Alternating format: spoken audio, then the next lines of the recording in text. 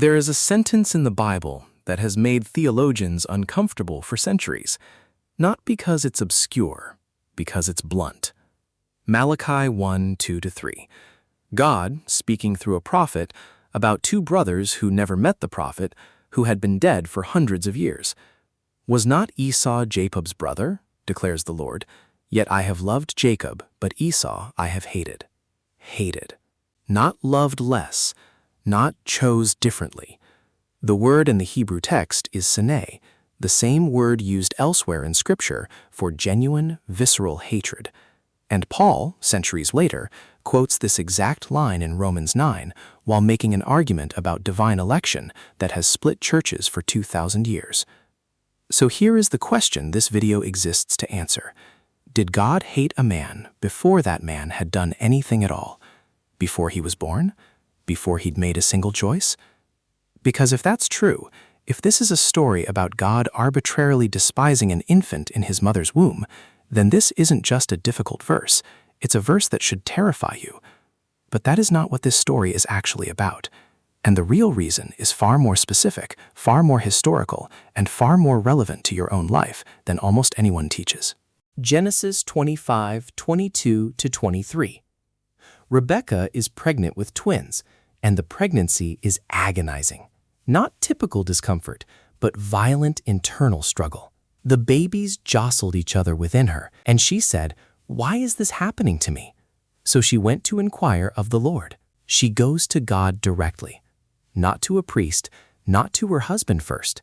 And God gives her an answer that reframes everything before either child has taken a single breath.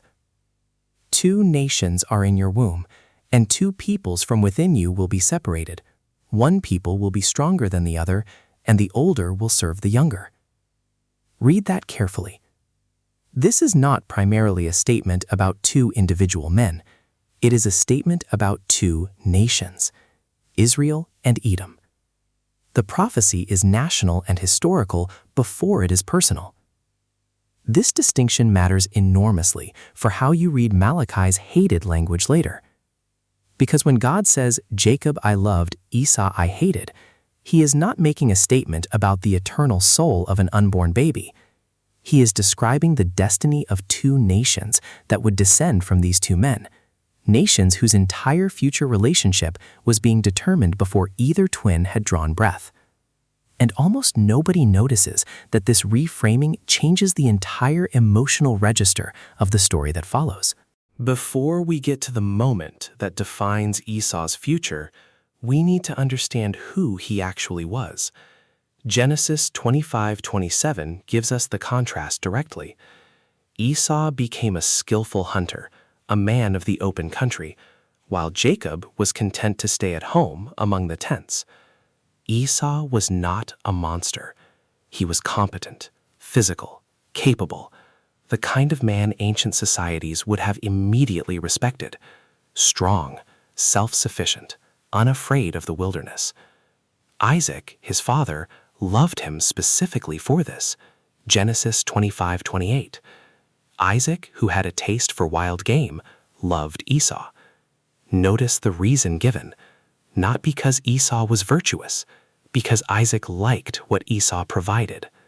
This detail matters because it tells us something about the household Esau grew up in, a household where his value was already being measured by what he could deliver, not by character formed through discipline. And this is where the story turns toward the moment that would define everything that came after, not because of an isolated bad decision, because of a pattern the moment revealed. Genesis 25-29. Esau comes in from the field. The text says he was famished. The Hebrew word is ayef, describing genuine physical exhaustion, not casual hunger. Jacob is cooking red lentil stew. Esau says, "Quick, let me have some of that red stew. I'm famished." And Jacob's response is the moment the entire story hinges on. "First, sell me your birthright." The birthright. In the ancient Near Eastern world, the birthright was not a minor family formality. It was the eldest son's guaranteed inheritance, a double portion of the family estate, the position of leadership over the extended family, and, in the specific case of Abraham's line, the covenant promise itself. The blessing that God had given to Abraham passed to Isaac, and now waiting to be claimed by whichever son received it. This was not just money. This was destiny, the literal covenant lineage through which the entire biblical story would continue. And Esau's response, Genesis 25:32, is the verse almost nobody sits with long enough. "Look, I am about to die," Esau said. "What good is the birthright to me?" He was not actually dying. He was hungry, uncomfortable, inconvenienced, and in that moment of manageable discomfort, he made a value judgment that the text records with devastating simplicity. So Esau despised his birthright. Despised, the Hebrew bazah, to hold in contempt, to treat as worthless. Not, Esau made an understandable mistake under extreme duress. Esau despised what the birthright represented. He traded an eternal covenant promise for a bowl of stew, because in that specific moment, immediate appetite outweighed long-term significance. If this were an isolated moment of weakness, the story might read very differently. But Scripture does not let Esau off with a single mistake. Genesis 26:34-35 tells us that Esau, at 40 years old, married 2 Hittite women whose religious and cultural practices directly contradicted the covenant family's calling, and who, the text says, were a source of grief to Isaac and Rebekah. This was not persecution.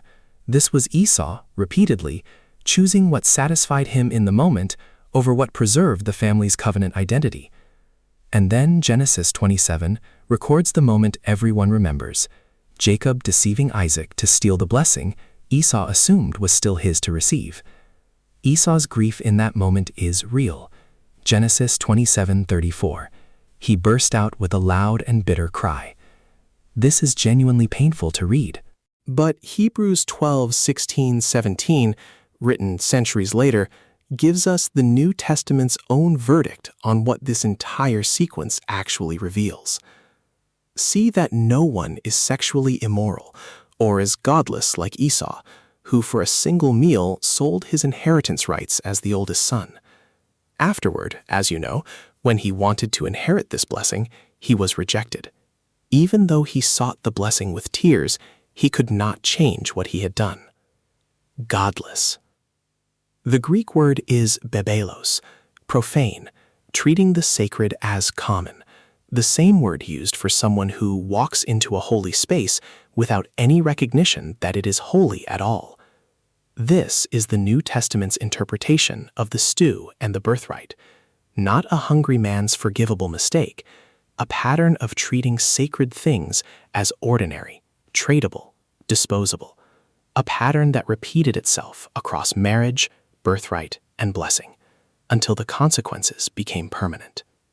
Now we return to the verse that started this video, Malachi 1:2-3, written roughly 1400 years after Jacob and Esau were born. Esau himself was long dead. The prophet is not talking to Esau. He is talking about Edom, the nation that descended from Esau, and its relationship to Israel, the nation that descended from Jacob. And the historical context here completely reframes the emotional weight of the word hated. Edom, throughout the Old Testament, is consistently portrayed not as an innocent bystander nation, but as a persistent, active enemy of Israel. Numbers 20:14-21. Edom refuses to let Israel pass through their territory during the wilderness wandering, even though Israel offered to pay for water and stay strictly on the road. Obadiah, an entire prophetic book, condemns Edom specifically for standing aside and celebrating while Jerusalem was being destroyed by Babylon, even looting the fallen city and handing over Israelite survivors to their enemies. Obadiah 1:10-14.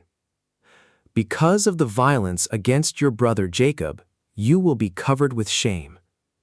You should not gloat over your brother in the day of his misfortune.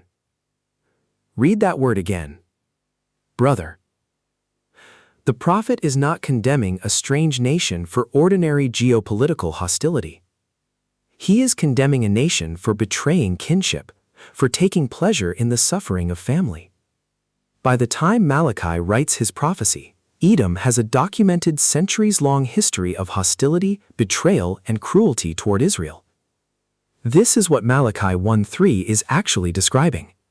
Not God's eternal disposition toward an unborn infant in Rebekah's womb.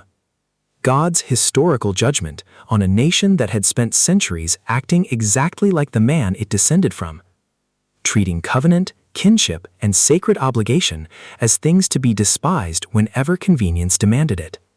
The hatred is not arbitrary. It is the documented verdict on a pattern of behavior that spanned generations. Paul quotes Malachi's language in Romans 9:13, "Jacob I loved, but Esau I hated." And this is the verse most often used to argue that God arbitrarily predestines individuals to salvation or damnation before they've done anything at all. But look at what Paul is actually asking in the verses leading up to this quote. Romans 9 is not a treatise on individual eternal destiny.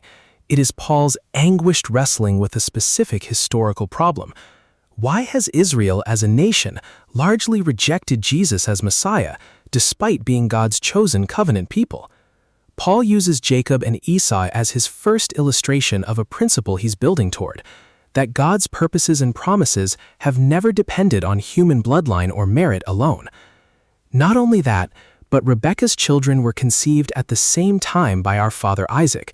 Yet, before the twins were born or had done anything good or bad, in order that God's purpose in election might stand, not by works but by him who calls, she was told, "The older will serve the younger." Romans 9:10-12. Paul's point is not that God capriciously loves one infant and hates another. His point is that God's redemptive plan was never obligated to follow ordinary human expectation, the assumption that the firstborn automatically deserves the inheritance, that bloodline alone guarantees covenant standing. God chose the nation line through Jacob, not Esau, before either had earned or forfeited anything, to demonstrate that his purposes operate by his own sovereign choice, not by human entitlement. This is a statement about the pattern of divine election throughout redemptive history, not a statement that Esau, the individual man, was created already condemned to eternal hatred before his first breath. Here is where this story stops being ancient history and becomes uncomfortably present. Because the actual danger in the Esau narrative was never a single moment of hunger. It was a settled posture towards sacred things, a willingness to trade what mattered eternally for what satisfied immediately. And human beings still do this today. We don't usually trade covenant birthrights for bowls of stew, but we trade long obedience for short relief, character for convenience, the slow, unglamorous work of building something lasting for whatever soothes the discomfort sitting in front of us right now. Esau's tragedy was not that God hated him arbitrarily. His tragedy was that he could not see the weight of what he was holding until it was already gone. Hebrews 12:17 says he sought the blessing with tears and could not change what he had done.